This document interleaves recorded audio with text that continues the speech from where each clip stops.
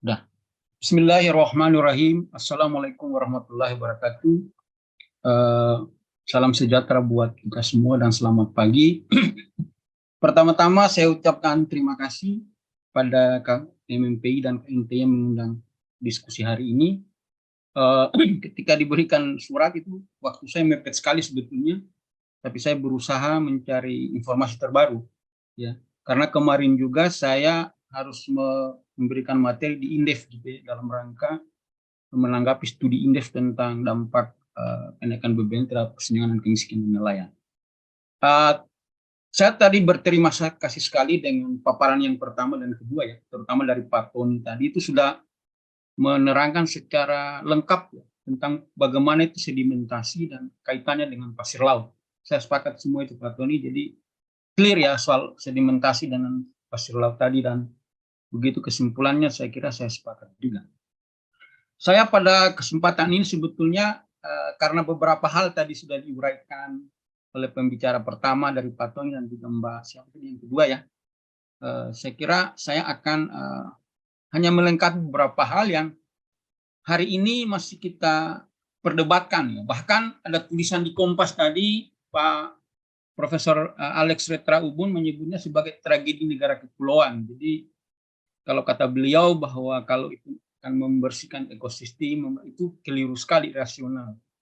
Dan juga barangkali nanti kalau ada yang berminat, ada sebuah buku yang baru yang judulnya itu Vanishing Sand gitu ya.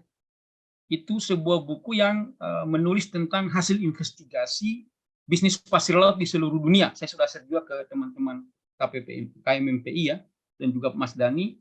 Itu penting sekali untuk kita baca bagaimana bisnis pasir laut itu berlangsung di seluruh dunia ini, dan bahkan di buku itu menyebut ada bandit di Singapura gitu tentang pasir laut. Gitu. Ada satu chapter itu. Saya mulai saja. Saya kira tadi sudah didefinisikan. Kalau kita menuju Kepres tahun 2002, di situ ada definisi tentang pasir laut. Jadi sebagai bahan galian pasir yang terletak pada wilayah perairan Indonesia yang tidak mengandung unsur golongan A atau golongan B dari segi ekonomi pertambangan. Nah, dulu tahun 2002 termasuk saya dan beberapa kawan juga yang memang ngotot supaya kami minta dihentikan itu pengeksporan pasir laut atau dilarang ke Kepulauan Riau. Jadi dari 20 tahun lalu ya kami sudah betul-betul memperjuangkan ini gitu ya.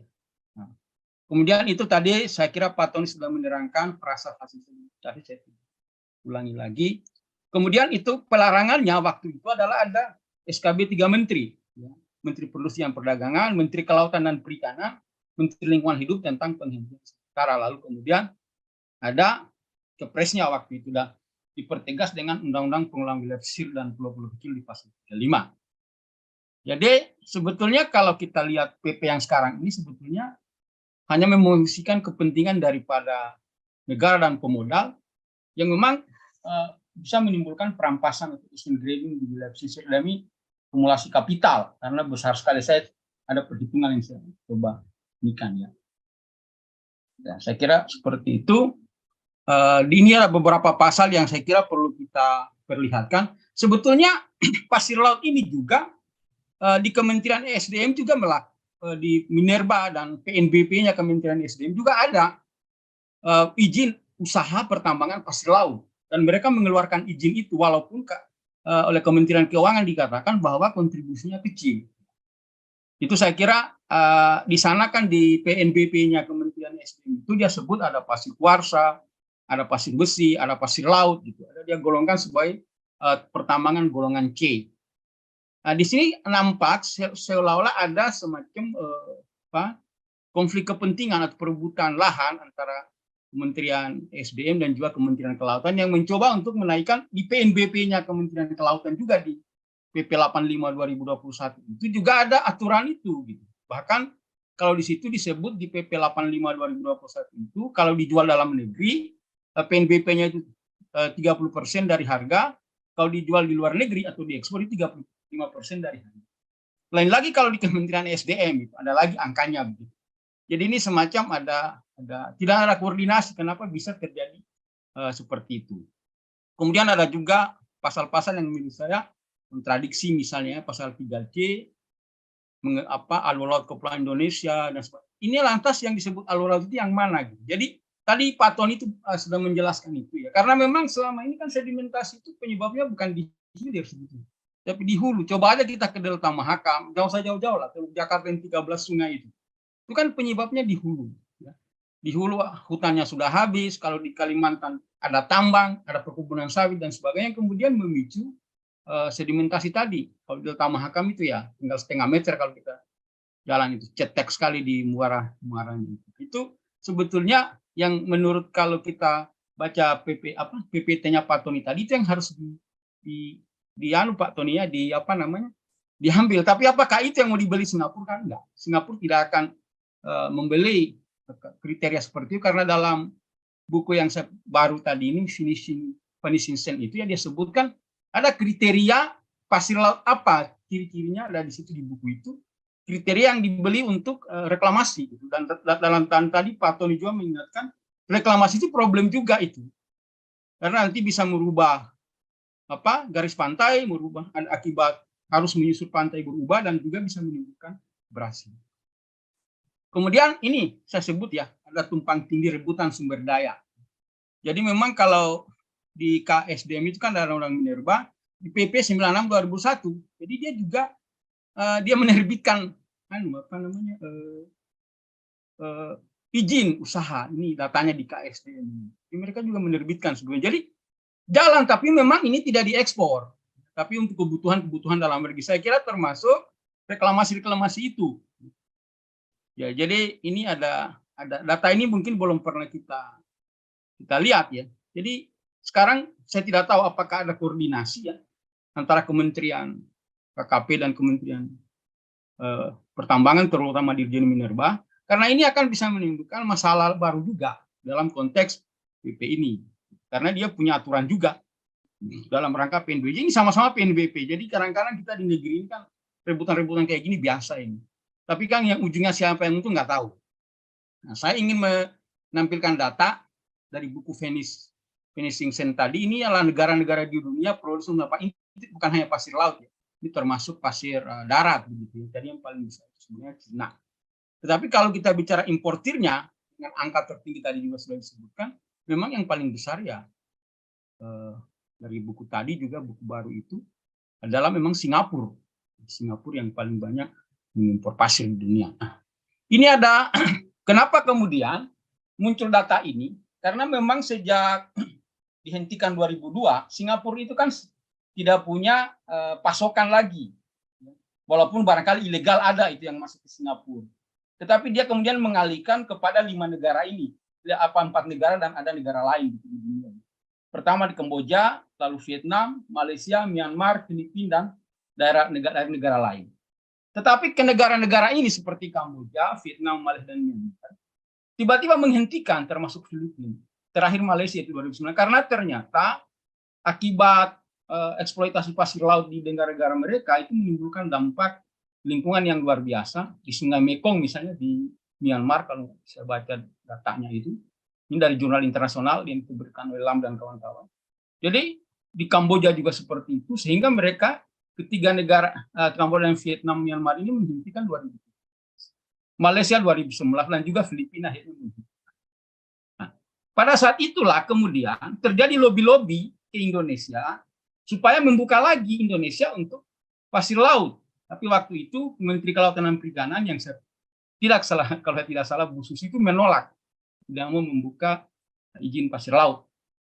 Sehingga kemudian ya terjadi diamkan gitu, tidak terjadi apa-apa. Baru kemudian sekarang pemerintah kemudian mencoba membuka, apakah ada kaitannya dia dengan IKN yang kemudian investor Singapura ke sana itu saya nggak tahu. Tapi ada beberapa diskusi yang kemarin juga saya sempat ikuti, apakah ada istilah tukar guling dengan investasi di IKN dan membuka pasir laut ini.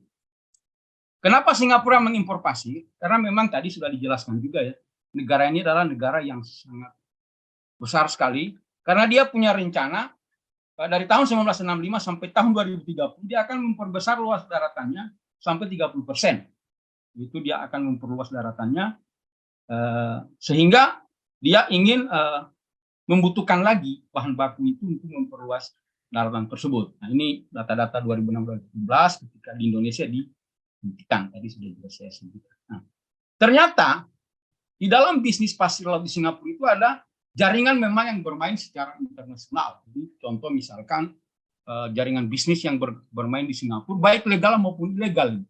Dari penelitian LAM tahun 2016, sebuah jurnal internasional yang saya dapatkan, begitu. Ini permainan-permainan inilah yang kemudian terbukti dari data ini. Dari data ini. Ini terjadi 2016-2017, kita tidak ada. Kenapa? Karena kita tidak mengeksporkan, dihentikan. Jadi, kalau saya baca datanya, kemudian saya hitungnya. Ini kan Singapura melaporkan bahwa dia mengimpor ya dari Myanmar 27,6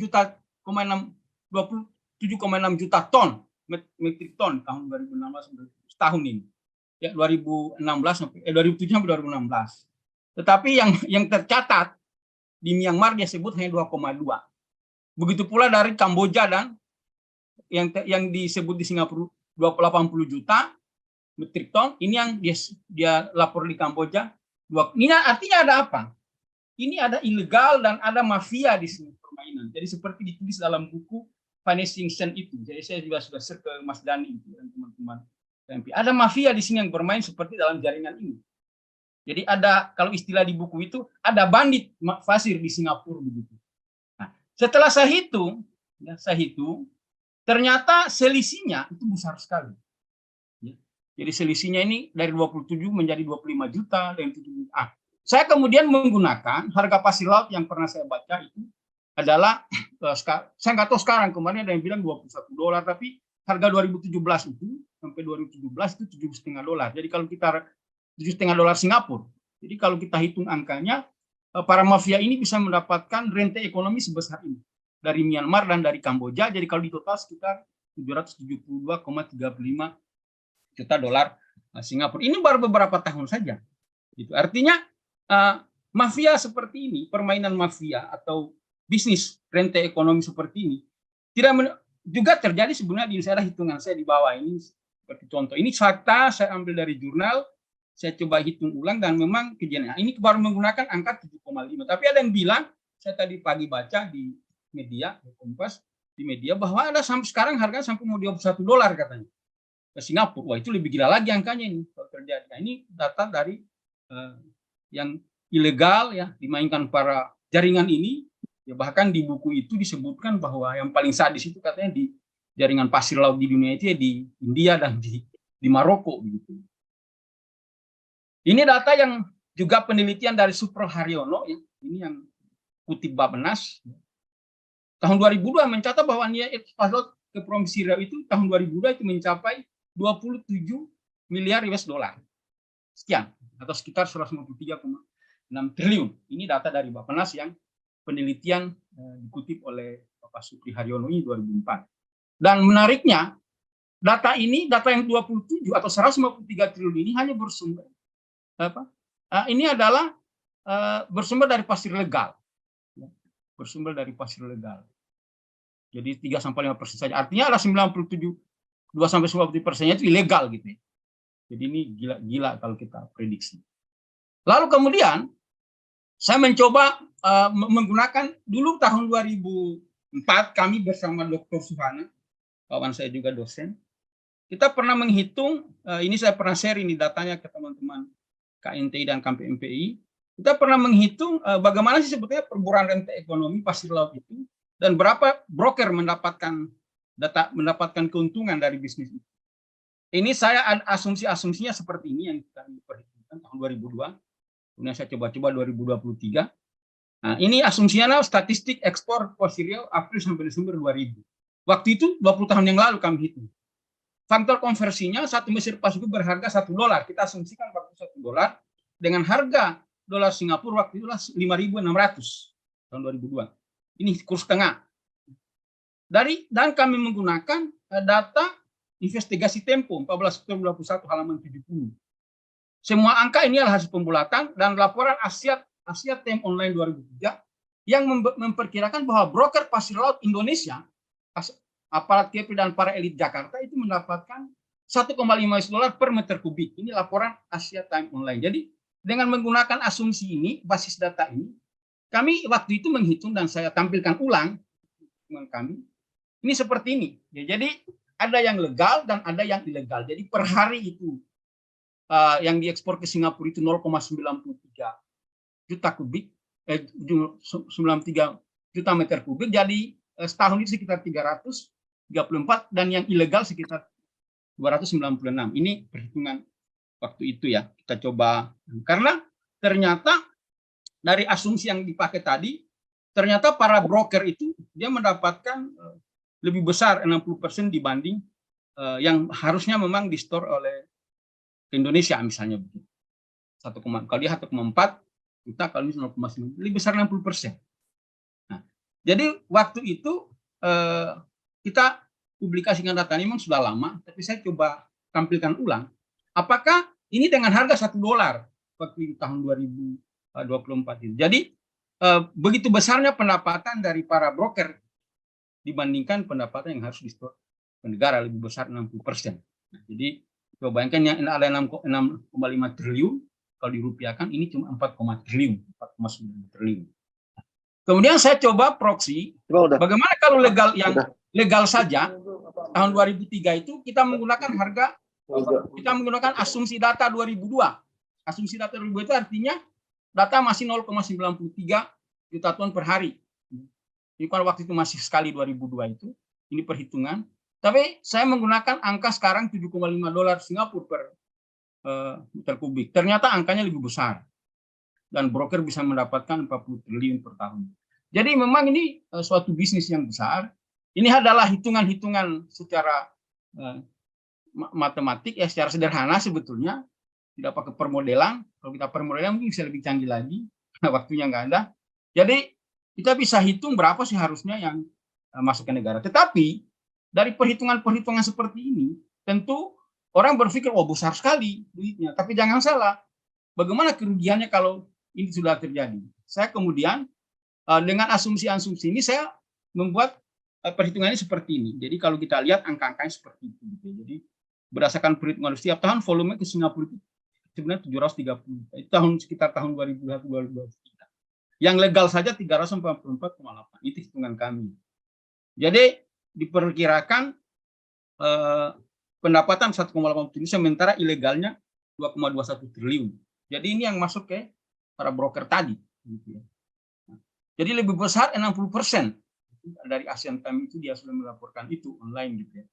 Jadi rente ekonomi besar, tetapi kemudian saya mencoba ada suatu penelitian dari PKSPL IPB Sumastanto 2003 menyatakan bahwa biaya yang dikeluarkan untuk setiap 1 meter kubik setara dengan 5% dari harga yang diperoleh dari penjualan pasir laut kalau kita melakukan pemulihan ekosistem dan lingkungannya. Artinya, jadi kalau kita mengeluarkan 1 meter kubik itu harus kita mengeluarkan 5% dari misalkan $7,5 tadi.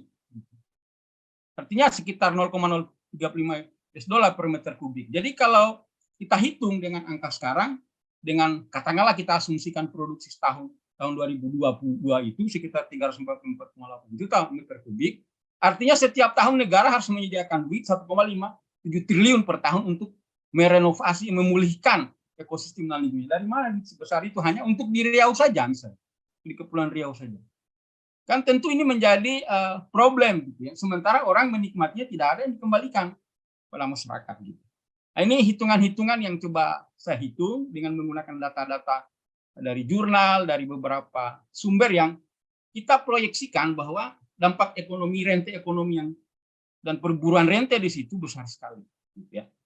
Nah, mudah-mudahan ini bermanfaat bagi kita supaya kita tidak selalu berpikir bahwa ini menguntungkan buatnya. Iya, menguntungkan secara ekonomi, tapi coba bayangkan pemulihannya. Gitu.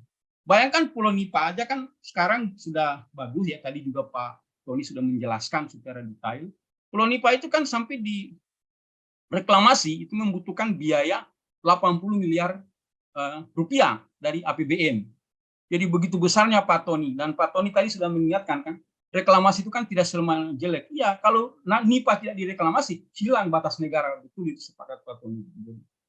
Kita juga harus berpikir positif. Tapi kalau reklamasi yang merusak juga ada. Yang tidak direklamasi malah direklamasi. Nah, ini saya kira tadi soal sedimentasi ya, penambangan tadi sudah lebih detail dijelaskan oleh Pak Tony, saya tidak mengulang. Nah, ini dampaknya ya, tadi juga saya kutip kembali, tapi ini saya kira ini sudah dijelaskan tadi. Saya mencoba melihat beberapa bagaimana dampak pertambangan pasir laut di Indonesia dan di beberapa negara lain. Di sini ada beberapa jurnal yang coba saya sajikan. Ini di Kecamatan Pancalabu, Deli Serdang. Ini sebetulnya saya kira izinnya bukan dari KKP ini, tapi izin dari Kementerian SDM. Ya. Ini contohnya tahun 2020 ya, ada kerusakan degan. Jadi ini dampaknya. Kemudian di Kepulauan Riau tahun 2004 itu memang dari Pak Supri Haryono. Ya, tadi juga sudah dijelaskan, disinggung oleh Pak Tony. Jadi terumbu karang rusak. Ya. Kemudian polisi tangkapan ikan menurung. Di Taman Nasional Wakatobi 2017 juga ini tentu izinnya dari SDM gitu ya, kerusakan ekosistem Padang Lamu dan sebagainya. Lalu ada lagi Kabupaten Kampar 2017 riset juga ini, bahkan ini menurunkan pendapatan nelayan, tangkapan nelayan di data-data dari jurnal. 2020 dari di Morotai, ya, saya mengumpulkan beberapa jurnal, alhamdulillah ini beberapa hari sebelumnya sudah saya punya data ini. Ya. Lingkungan sekitar penambangan masih rusak, fisik 70%, rusak ringan 29%, abrasi, degradasi hutan paling dan seterusnya. Di Sulawesi Selatan tadi Pak Tony sudah menyinggung ya, yang Supermonde gitu kalau nggak salah. Ya. Kemudian juga Pantai Labu Kabupaten Deli Serdang juga abrasi biota laut, ini tahun 2020 juga risetnya. Lalu ada lagi misalkan Taman Nasional Wasur ya di Merauke, penambangan pasir akibat sumber mata panjang alternatif mengakibatkan degradasi pantai, lahan kawasan Taman Nasional, terjadi jual beli lahan pertanian di kawasan lindung. Nah, ini juga penelitian baru 2002, baru sekali. Juga di Lampung tadi Pak Tony juga menyinggung ya. Saya sudah pernah itu ke lokasi itu Pak Tony, dekat tambak itu memang di situ ada eksploitasi pasir laut, dan penelitian saya 2002 juga berdampak terhadap nelayan rajungan. Konflik sosial, tumpang tindih peruntukan lahan, penegakan hukum. Ya. Salah satu dari Walhid. Mawasangka di Buton, ini penelitian terbaru 2003. Ya. Terjadi abrasi pantai, kerusakan vegetasi pohon kelapa, akasia, kayu jurang. Lalu Serang Banten juga 2023, konsentrasi total. Tadi Pak Tony sudah menerangkan ini ya Pak Tony. Saya kira tadi sudah jelas. Lalu ada lagi di Kepulauan Sparmonde juga tadi sudah disinggung. Ini dari tadi lengkap ya dari Pak Tony. Teluk, ini dari negara-negara luar. Ini saya buat jurnal 2014 di Teluk Gyeonggi, Korea Selatan. Ya. Yang mempengaruhi ekosistem dasar laut. Ini harusnya ke atas ini. Ya. Teluk Gyeonggi di Korea Selatan berdampak terhadap populasi ikan dalam ekosistem. Dampak ekologi adalah terjadinya gangguan langsung penimbunan habitat. Ini banyak sekali. Lalu ini 2018, ini ada di penelitian Codenhey ini dari apa kemarin lupa sumbernya, tapi dia tidak secara umum saja. Lalu ada yang berikutnya ini lahan basah mangrove di Abulon, Nigeria. Nah ini di delta Niger ini juga bagaimana dampak pengambilan pasir di delta ini. Tadi ini Pak Tony sudah menyelangkan, mempertajam, menjustifikasi ini. Dan yang terakhir yang saya temukan adalah di Korea Selatan. Di Korea Selatan juga mereka melakukan penambangan pasir laut sampai di Laut Selatan ZEE-nya. Dan mereka membuat hitungan tahun 2020 ini menarik. Menurut saya ini bisa kita jadikan dasar juga.